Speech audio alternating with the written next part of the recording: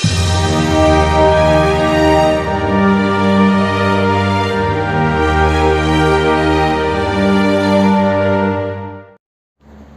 Dear student, स्वागत है आप सभी का बायोलॉजी क्लासेस में।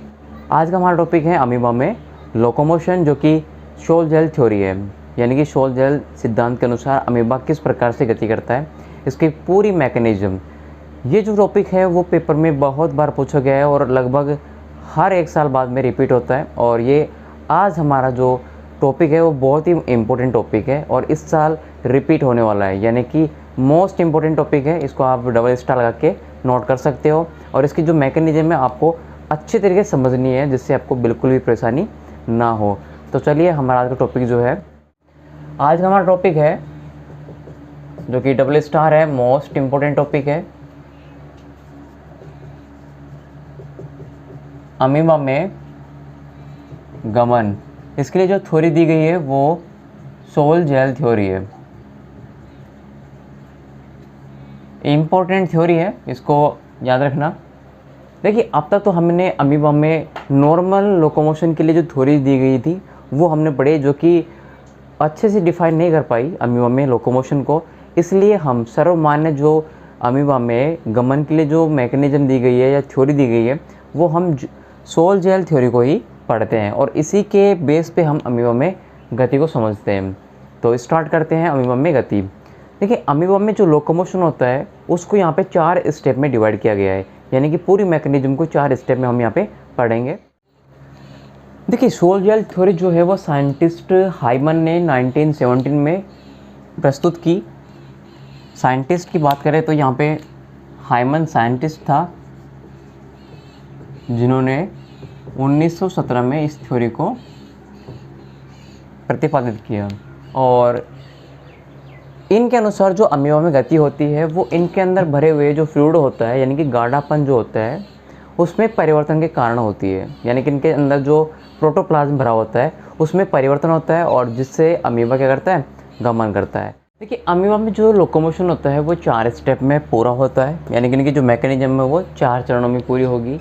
सबसे पहले हम इनका डायग्राम बना के देखते हैं उसमें कौन कौन सी चीज़ें यहाँ पे पाई जाती हैं। तो सबसे पहले हम ड्रॉ करते हैं अमीबा का एक नॉर्मली डायग्राम। अमीबा की जो आकृति है वो फिक्स नहीं होती है, इसलिए हम किसी भी प्रकार का डायग्राम यहाँ पे बना सकते हैं, लेकिन अमीबा के जैसा ही दिखना चाहिए। तो लाइक हम यहाँ पे एक नॉर्मली डायग्राम अमीबा का यहाँ पे बनाते हैं। अमीबा के चारों ओर एक झिल्ली पाई जाती है जिसे हम प्लाज्मा कहते हैं। इसके अंदर एक न्यूक्लियस प्रेजेंट होता है।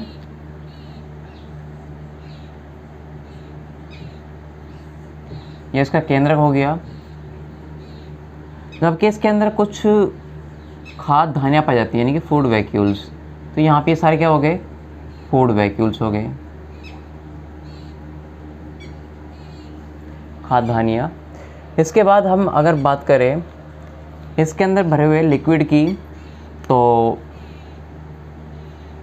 उसकी बॉडी के अंदर प्लाज्मा लेमा के अंदर की ओर लिक्विड भरा रहता है जिसे प्रोटोप्लाज्म कहते हैं। ये कंप्लीट जो है ये प्रोटोप्लाज्म है। अब प्रोटोप्लाज्म से संबंधित आपको यहाँ पे कुछ कंसेप्ट समझने होंगे, जिसके बाद ही आपको अच्छे से इसके अंदर मैकेनिज्म की जो प्रोसेस है वो समझ में आएगी। तो ये हमारा हो गया यहाँ पे प्रोटोप्लाज्म। देखिए, कंसेप्ट क्या है प्रोटोप्लाज्म का।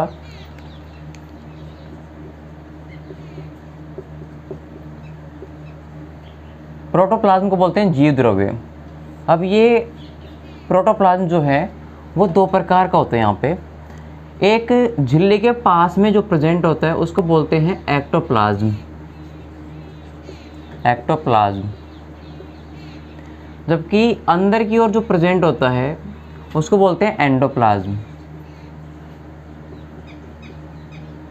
अभी जो एंडोप्लाज्म है वो एक्टोप्लाज्म के आगे ही प्रेजेंट होगा और मिड तक पाया जाएगा। जैसे कि ये 2 लाइनें तो हो गई एक्टोप्लाज्म की और उसके बाद में ब्लू लाइन से हो गया इसका एंडोप्लाज्म। देखिए, यहाँ पे ध्यान देने योग्य बात यह है कि एक्टोप्लाज्म जो है वो बाहर प्लाज्मा लेमा के पास पाया जाएगा, जबकि जो एंडोप्लाज्म है वो अंदर की साइड केंद्र की तरफ पाया जाएगा। इसलिए आप बिल्कुल भी कंफ्यूज ना हो कि एंडोप्लाज्म बाहर होना चाहिए जबकि एक्टोप्लाज्म अंदर होना चाहिए, जबकि इसका क्या होता है, बिल्कुल अपोजिट होता है। तो यहाँ पे हमने पूरा बॉडी जो है वो एंडोप्लाज्म से फिलअप कर दिया। अब यहाँ पे जो एंडोप्लाज्म है, इस एंडोप्लाज्म में भी 2 पार्ट होते हैं। पहला पार्ट इसका प्लाज्मा जेल, और दूसरा जो इसका पार्ट है वो प्लाज्मा सोल है। अब दोनों में डिफरेंट क्या है, जो प्लाज्मा जेल है ये ठोस है, जबकि प्लाज्मा जो सोल है वो द्रव्य है। जैसे कि ये अगर हम अमीबा की बात करें तो इसके बाहर ये एंडोप्लाज्म है,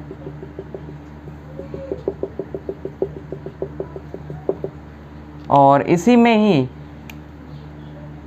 ये इसमें प्रेजेंट लिक्विड है। यानी कि अगर हम इतने एरिया की बात करें तो यहाँ पर एंडोप्लाज्म का पहला पार्ट प्लाज्मा जेल होगा जो कि गाढ़ा पदार्थ होगा, और जबकि अंदर की साइड में जो प्रेजेंट है ब्लैक कलर का, ये यहाँ पे लिक्विड है और ये कहलाएगा इसका प्लाज्मा सोल। तो इन्हीं दोनों में गमन के द्वारा अमीबा में लोकोमोशन प्रोसेस कंप्लीट होती है। देखिए ये हमारा प्रोटोप्लाज्म हो गया। इस प्रोटोप्लाज्म में क्या क्या चीज़ें प्रेजेंट होती हैं, तो सबसे पहले इसका जो बाहरी द्रव्य है वो एक्टोप्लाज्म कहलाएगा, और इसके जो अंदर प्रेजेंट है, जबकि इसके अंदर जो प्रेजेंट है वो एंडोप्लाज्म कहलाएगा। दोनों को मिला के बोलते हैं प्रोटोप्लाज्म।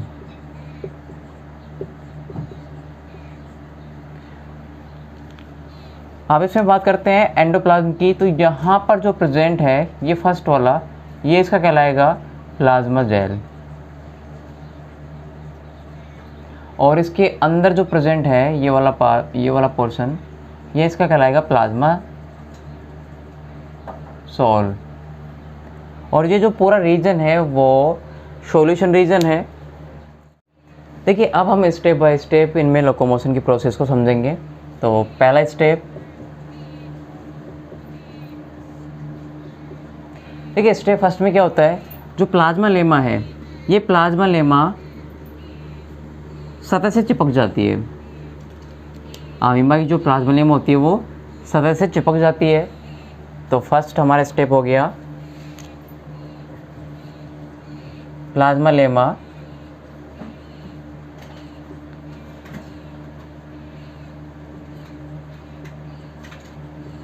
का आधार से चिपकना, यानी फर्स्ट स्टेप में प्लाज्मा लेमा के कारण जो अमीबा है वो सतह से चिपक जाएगा। स्टेप 2 की बात करें,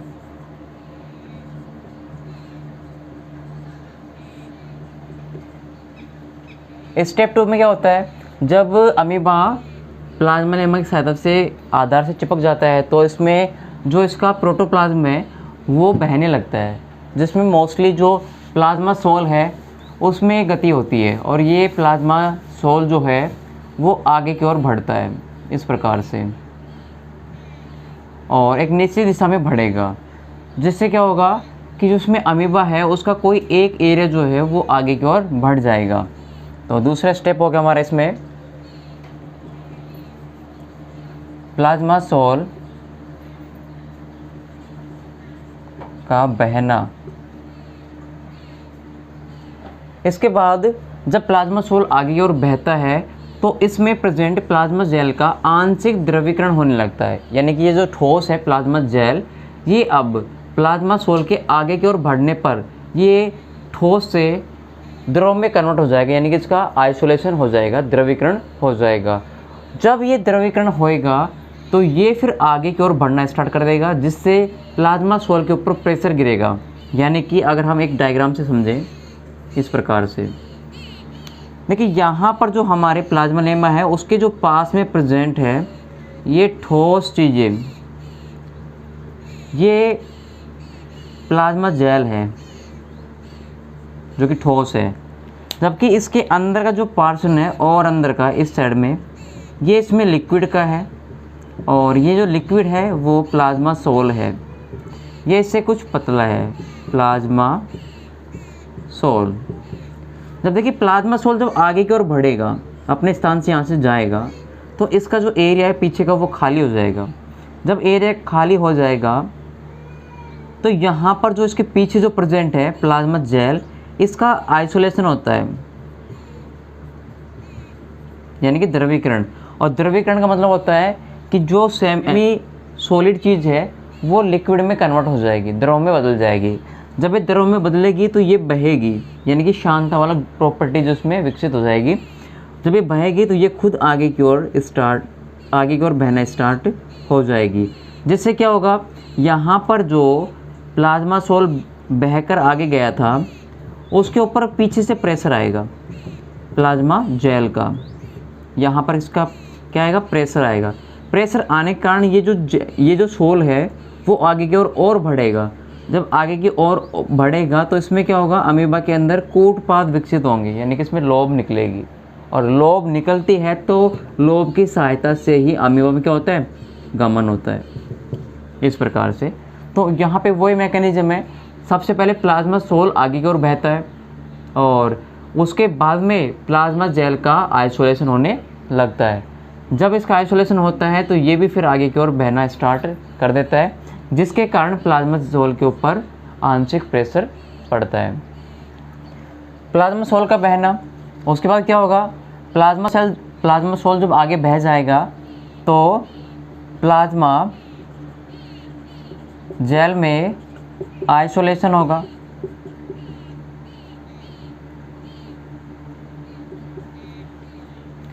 और जब इसमें आइसोलेशन होगा तो प्लाज्मा जेल आगे की ओर बहना स्टार्ट कर देगा। दूसरा स्टेप हमारा ये हो गया। इसके बाद बात करते हैं थर्ड स्टेप की।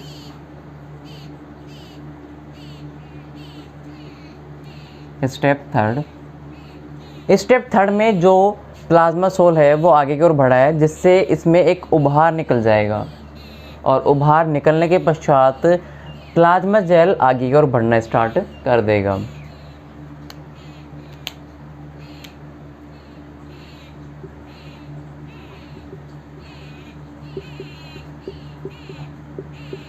उभार निकलता है इस प्रकार से।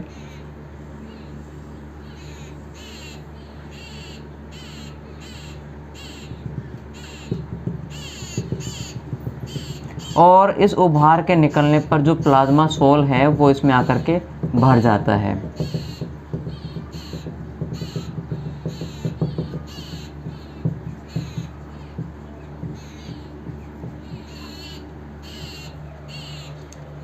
और जैसे ही प्लाज्मा सोल इस उभार में आकर के भरता है तो ये कन्वर्ट हो जाता है प्लाज्मा जेल में, क्योंकि ये ठोस हो जाता है। भरने के पश्चात ये कैसे हो जाता है, ठोस। और जो पीछे जो जेल था वो कन्वर्ट हो जाता है किसमें, सोल में, यानी कि वो द्रवीकृत हो जाता है। स्टेप 3 में और क्या होगा, प्लाज्मा सोल उभार में भर जाएगा और ठोस प्रकृति का बन जाता है, जिससे जो लोब होता है वो मजबूत हो जाता है। इसी में और क्या होगा, अब जो इसका प्लाज्मा जेल था वो प्लाज्मा सोल में बदल जाता है। प्लाज्मा जेल कन्वर्ट हो जाता है प्लाज्मा सोल में। स्टेप 4। स्टेप 4 में क्या होता है, जो प्लाज्मा जेल है वो प्लाज्मा सोल को आगे की ओर मूव कराता है, क्योंकि इसका आइसोलेशन होता रहता है और ये प्लाज्मा सोल को आगे की ओर बढ़ाता रहता है, जिससे नए उभार में प्लाज्मा सोल जाकर के फिट हो जाता है और इस प्रकार से नया लोब बनता है और इसमें गमन की प्रोसेस होती रहती है। तो हमारा 4 स्टेप हो जाएगा। प्लाज्मा जेल संकुचित होता है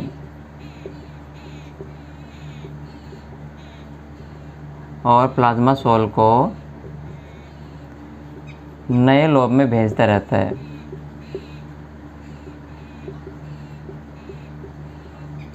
इस प्रकार अमीबा में क्या होती है, गति होती है।